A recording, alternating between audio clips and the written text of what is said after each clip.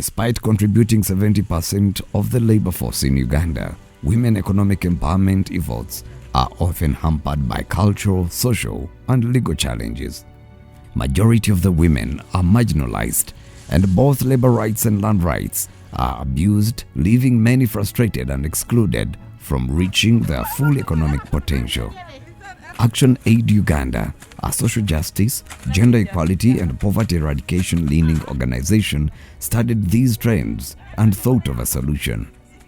The plan was to collect evidence through research on economic roadblocks that fail women, package the evidence, and push it to policymakers through local grassroots advocacy organizations as well as other policymaker influencers as a national priority. This initiative also reflected that we're able to learn from one another, but we piece together the lessons in documents that many across this country who are pioneering, who are trying to support the hard-working women of this country to empower them economically, that they'll have something to look at and say, we learn from the mistakes that Action Aid made, or the successes that they made.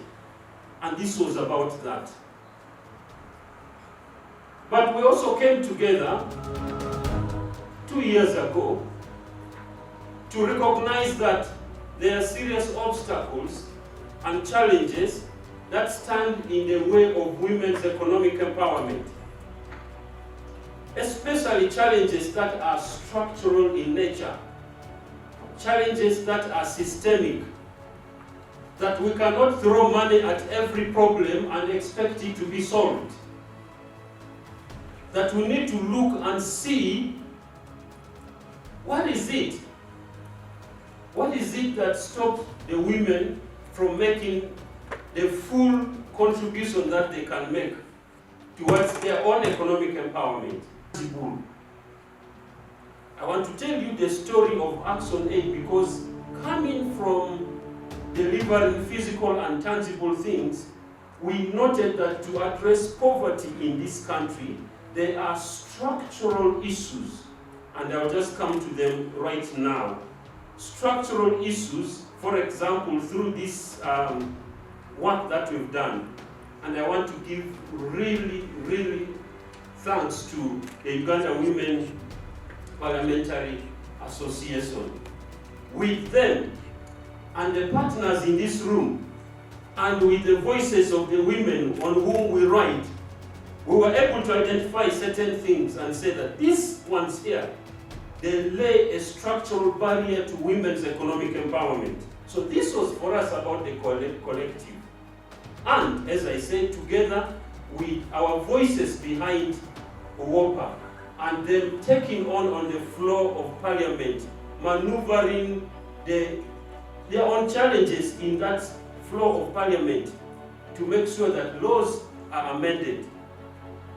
But also putting the lessons together. These lessons are out there. We have documentation out there that you can pick and say, agricultural empowerment in Chibuku. This is what worked. And you're able to pick this and go with it. So we have something. We have a hub online where we just, at your fingertips, you're able to access information about what works relating to economic empowerment of women.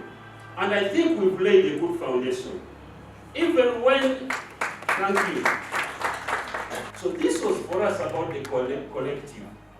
And as I said, together with our voices behind WOPA and them taking on the floor of parliament, maneuvering their own challenges in that floor of parliament to make sure that laws are amended. But also putting the lessons together. These lessons are out there. We have documentation out there that you can pick and say, agricultural empowerment in Chibuku. This is what worked. And you're able to pick this and go with it. So we have something. We have a hub online where we just, at your fingertips, you're able to access information about what works relating to economic empowerment of women. And I think we've laid a good foundation. Even when, thank you, even when the project that has been facilitating this convening, this coalition, this collective comes to an end, ladies and gentlemen, far from ending, our journey has just begun. On behalf of ActionAid,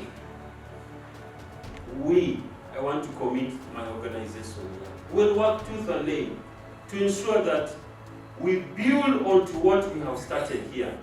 We expand the work that we're doing. If we worked with women groups in a few districts, we now believe that together with all of you, this can be scaled up and we can make a firm agenda for policy reform, for breaking barriers to economic empowerment of women. And together, we'll address issues of food security, we'll address issues of safety of women from violence, because a lot of the gender-based violence starts and is actually based on who owns what in the household. That's where it starts. And like Nelson Mandela says, if you want to move fast, walk alone. But if you want to move far, work with others. We've worked with each of you this journey for the last 2 years, and we have achieved so much in an advocacy project, which everyone knows advocacy takes a longer time. But if we have celebrations in 2 years, that's not actually, that's each one of us here in this room, because we've been one and we continue to be one. The project targeted mainly, and the core objective was to elevate we as a national priority by ensuring that evidence which emerges on women economic empowerment is packaged and disseminated to respective policymakers, policy influencers to add to their voice. And this has happened. We've had Nzabe's speech about the market bill. We thank Uoka so much. In a few months, already the bill was up for debate, consultative meetings are happening, and before the bill was passed. And thank you again. And I think here the Ministry of Gender should grab this as an opportunity to see how it can institutionalize this coalition. The fact that it's partly contributing to what the Ministry of Gender should be doing. There was also a recommendation that it's possible to replicate the coalition structure at the local government structure level. That's another area that you can think about on how do you now have a similar structure at national level, but also another structure at the local government level, where many have mainstream gender. Can we also think about mainstreaming women economic empowerment in all the works we do? Yes. ActionAid has labored really to dig out the problems of the women and has brought these women to a certain level. Who is to take off the women from there? It is the government of Uganda. I've been hearing here. So from ActionAid, I'm promising I'm graduating in December. But I'm trying my cushion from this saving group and from the advisors from ActionAid. So I thank ActionAid. I'm grateful that we are celebrating a program that has contributed a lot in terms of mobilizing women for women economic empowerment. And I believe all of us in this room will go back home with some lessons. I'm glad that we are starting to have women mobilizing for economic empowerment. Majority of us have been mobilizing for celebrating our lives. The Nigina kind of style. We save and we don't invest. We celebrate life. I left that meeting when I knew some of the things, my rights as a woman, the rights as a girl, my right as a person. So when I went back to the village with that mindset change, it really helped me to improve on my life. I didn't own not even a cow, not even a goat. So when I got that knowledge and the training that Action Aid gave me, I speak right now, I have my own land. I have 2 fish gardens, two. When I didn't have not even a goat, how do I manage it? Through the mindset change that I got in Kampala, and I went back to Kumi with that. An economically empowered woman has the ability to participate meaningfully in decision making. You have heard the women talking here. They have access to resources like land. But the key issue here is that you can see that she now owns land, something that she did not own before. And of course we hope that many more women can learn from you, and I hope that you can, even at the local level, we have radios everywhere now. I hope you find time to get to the radio and tell your story so that other women can pick from what you have achieved, and of course use this information to equally change their lives.